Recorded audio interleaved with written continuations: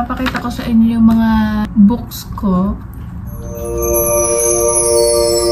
Kung ano yung mga librong binabasa ko at yung mga hindi ko pa nababasa at kung bakit ko siya binili. So, let's start. Lahat pala magsimula tayo sa pinakauna natin binili. Okay. So, ang una kong binili dito is ang Persuasion ni Jane Austen. Tinapos ko to kahit medyo ano siya, boring. Luma na siya. March 25 ko siyang binasa. April 6 ko siyang natapos basahin. So, katagal ko siyang binasa, diba? Probably 12 days, ganun. Ang rating ko rito is 3. So, nabili ko siya for 13 dirhams. Mga 205, ganun. Pero parang gusto ko ulitin para maintindihan ko. Feeling ko kasi hindi ko siya naintindihan. So, ang kwento na to lang naman, nagkahiwalay sila dahil nga mahirap yung lalaki, ganyan. Ayaw ng pamilya ng babae sa kanya. Nagkatuluyan sila ulit. Maya-maya, hindi sila nagka-jowa ever. Simula naghiwalay sila ng 8 years. Second, this one. Same author, which is si Jane Austen ulit. Tapos, Mansfield Park ang kanyang title. Hindi ko pa siya natatapos. Bakit talaga ng libro, no? Bakit? Tapos parang ano lang ako, hanggang chapter 3 lang ako dito. Kasi tinamad ako. Ayoko ng ano eh. Na yung parang naka third person, ganun. Gusto ko yung kung sino yung bida, yun yung nagkakwento ng buhay na hindi yung naka third person. Baka basahin ko to, pero baka hindi rin. April 20 ko siyang binasa. Hanggang ngayon, hindi ko pa tapos. So, ganun din yung price niya, 13, kasi sa mall ko lang siya nabili. Worth it naman. Ang kapal nga, ang ganda nga niya, kaya ako siya binili. Sino ba dyan yung ano, yung na-attract sa ano, cute covers? Ang cute nga, tignan mo. Tapos mahilig kasi ako sa green, guys. Ang ganda niya, oh. Hindi ko pa siya na-rate, kasi hindi ko pa siya tapos. Alam nga namang i-rate. Para kasi, yung buhay niya kasi, para siyang naniraan siya sa mga tita niya eh. Ayoko nang basahin. And nabasa ko na yung onti-onti rito pag lang bored ako, ganyan. Siguro i-rate ko to ng mga 8.5. Kasi ano to eh, parang self-help books to eh. Self-help book. So, ang title niya is How to Stop Worrying and Start Living. I was committing slow suicide because I didn't know how to relax. Ano to eh, parang kwento ng isang tao. Parang ano, nag-research sila, tapos kinuha nila yung kwento ng mga tao, ganyan. Kaya iba-iba yung story na to. Kaya maganda. Binasa ko yung ano lang na to. Hanggang ano lang, chapter 2. Gusto ko yung pagkakasulat niya ng siya mismo nagkakwento sa sarili niya, pero ayoko ng ganitong sulat. Alam mo yung para ka nagbabasa ng ano, pambatang story, ganun. Masyadong malaki yung space. Ayan. Kumpara natin sa isang libro. Ayan o.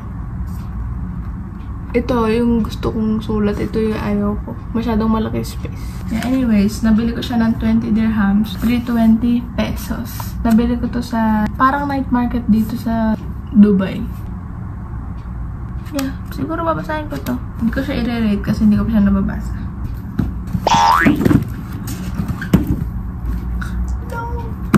Diba kakasabi ko lang, bilis ako ma-attract pag cute yung cover. So, binili ko to. Yung tatlo na to, 50 dirhams. 320. 640 plus 800? 800 tong tatlo. Ano ba, hindi ka nag-iisip? Ba't mo to binili?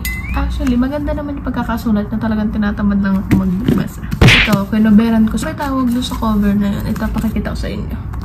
Ayan o. Kasi kapangit na niyang ano, luma na kasi libro. Ayan no, halata ba? Kaya binalutan ko na siya. Matagal na kasi ito eh, parang kaedad ko tong libro na to. Kaya medyo yung pagkakasulat niya is parang ang dating sa akin boring. Pero hindi naman kasi mahilig ako guys sa history. Hindi, na ano ko lang, na-discover ko lang na mahilig pala ako. Cute. Brand new din, binalutan ko na rin siya. Ganda diba? Ganda rin pagkakasulat na to kasi napakahaba naman. Piling ko parang ano siya, kwento siya ng pangit siya, tas ang ano magkakagusto sa kanya yung pinakamayaman, na pogi. Kasarap ng ganda ng libro na. Anyways, ito yung back details niya. Maganda. PM niya ako kung may gusto kayo dito sa libro. Ang ganda kasi. Itong huli, hindi ko pa siya binabalutan ng plastic cover kasi hindi ko pa siya nabubuksan. Bago pa siya. Oh, ayan, oh. Sealed pa siya, guys. Look at the details. An offer you can't refuse. Falling for you. Thinking of you. Binili ko. Ito yung pinakamahal. Noong una, parang nagsisisi ako kasi binili ko to ng 38 dirhams. Kasi naniwala ako kasi diba 54 dirhams to. Tapos naging 38 na lang. So sabi ko, ang laki naman ng discount. Binalutan ko rin siya. Kita ba yan?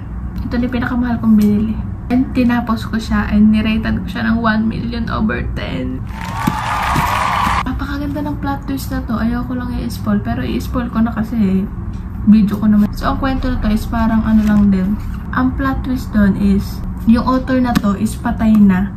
Pero akala ng apo niya buhay pa siya. Yung kapatid ng lola niya, yun yung nagpapanggap na lola niya. Gets diba? Basta kunyari, ako, tas ito si author.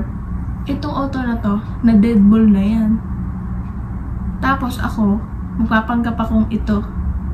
Tapos magsusulat ako ng libro na kwento nito. Guess nyo ba? Sinulat ko yung story niya. Tapos nagpanggap akong ako to. So, gumawa siya ng mga libro. Pinangalan niya sa name nito kahit ako yung nagsulat. Ang ganda na to. Parang ayoko nga ito ibenta.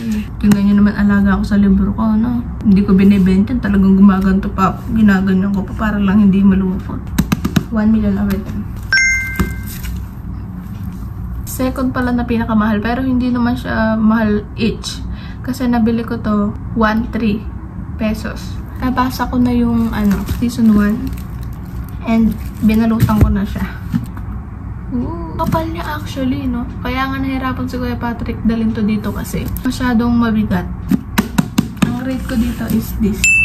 And ito yung mga tabs ko kung saan ako kinilig. Sad, happy, kilig, plot twist. Medyo baliw kasi rito si si Amy. Kaganda ng details niya. And para halata namang hindi ko nagustuhan sa dami ng tabs, Maganda, worth it. Hindi ko pa nababasa yung second season kasi mamaya ako sasabihin ko bakit.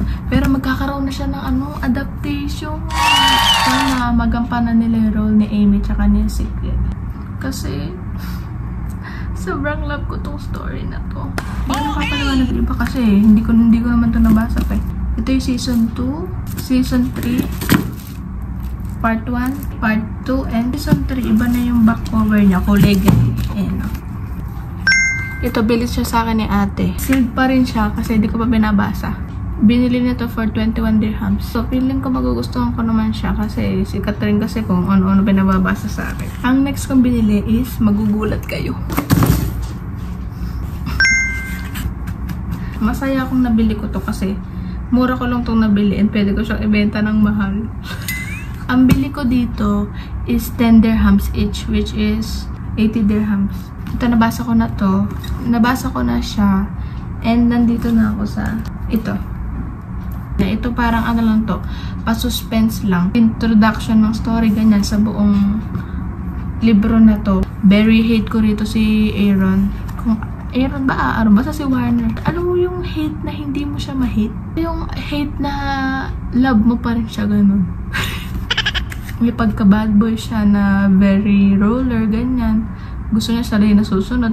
Para siyang gustong-gusto niya kasi rito si Kasi Adam, medyo na ako rito. Parang nawiwirdan na ako kay Adam. Siguro dahil kita ko sa TikTok na iba yung makakatuluyan niya. Kaya it's weird para sa akin na nagkakaroon siya ng kilig moments with Juliet. Actually, yung cover din, kaya ko siya binili, is bukod sa story niya, is maganda yung cover niya, puro mata. Ito yun naman yung rate ko sa Unravel Me.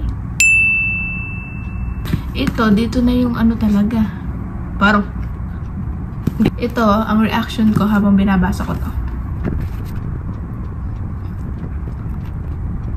Tapos, ito, sumunod to.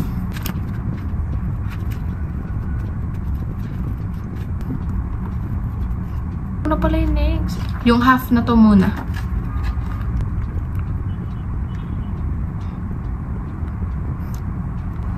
Tapos, ito, yung half na to. Ito na, pakikita ko sa inyo iba pang cover. Ito yung pinaka-favorite kong cover. Ay no, makikita nyo naman kung bakit. Ito pa yung wala ako. Ito'y wala ako yung Find Me. Literal na Find Me. Nalutan ko na rin siya. Ganda. Ang ganda rin dito actually. May sira nga lang kaya ako binalutan dito. Ala tong cover. Pero ang ganda na to. Parang it's giving Katy Perry.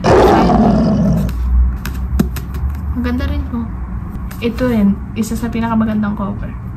Pero manipis lang siya. This. And ganito lang din kakapal yung Find Me na nakita ko sa bilihan sa Borders. 54 yata isa sa ganito. Okay, lagay na natin siya dito. Ito kasama pala to sa binili ko dito. 10 dirhams lang din. Sabi na search ko kasi sa TikTok, emotional daw tong story na to.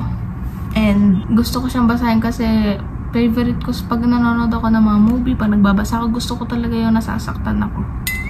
Alam mo yun, yung parang nadadala ka ng kwento, hindi ka lang natatawa, syempre naiiyak ka rin, tapos naiintindihan mo yung character, ganun yung gusto ko. Kaya nung nabasa ko yung mga ratings dito, binili ko siya, pero hindi ko pa siya binabasa. Ito sinasabi ko sa inyo guys na preso, 54, mahal.